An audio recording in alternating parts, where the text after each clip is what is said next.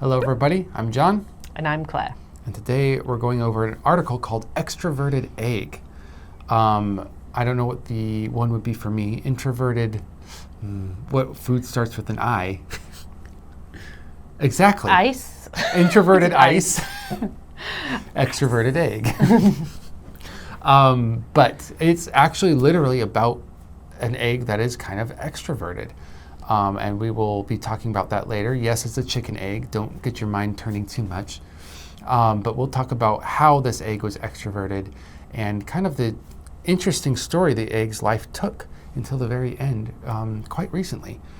But before we get into that, would you say that you are an extroverted person? I've thought about this before, and people often ask you about the MBTI, and I think I've read about this term called an ambivert, which means you have two different sides to your character in different situations that are quite extremely different. And I think that describes me really well. Like some of the time I feel so introverted. I just cannot make myself make conversation. My mind is blank. I don't know what to say. I feel nervous around strangers. But sometimes in other situations or in other moods, I can be super extroverted. I can get on stage. I want to be singing and dancing in front of other people. I want everyone to talk to me. And it just depends. Yeah. So I think I'm an ambivert. Ambivert. An ambidextrous ambivert. Yeah. What is the food for A? Ambiverted apple. I'm an ambiverted apple. And it's like it's not Fuji apple. What is it? The Granny Smith that has the red and the yellow side? Oh, yeah. Yeah, there we go. It makes sense. I don't know about introverted ice, though. I'm still looking at that one. Is there any unusual way you have made a friend before?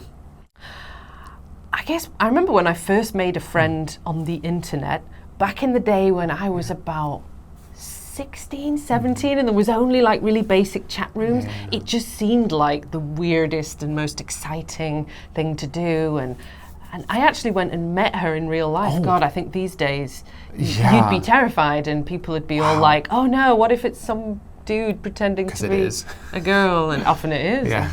And, anyway, that seemed exciting at the time. Wow. I made friends through a computer game, World of Warcraft. I've told you that story before. Lots of people through. Man. That's pretty weird. Yeah. I mean, very similar. One of the weirdest friendships was online.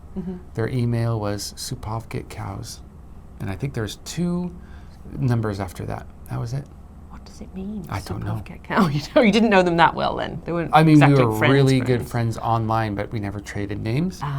We never traded personal information. It was just like we are friends on the internet and we keep it that way. It was very, very interesting. And then the one day, probably when AOL failed, we stopped talking. Yeah. Anyways, hi if you're out there.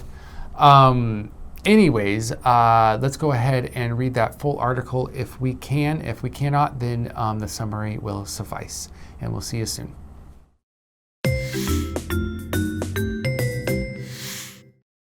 Extroverted egg.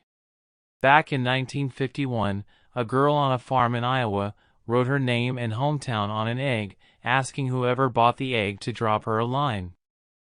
A man in New York bought the egg, and although he never wrote to her, he kept the egg. The egg's next owner tried to contact her around 2003, but had no luck until catching a break in 2023 after he posted a picture on social media. The farm girl is still alive and well, living in the same general area, and although she doesn't remember writing on the egg, she isn't too surprised she did it.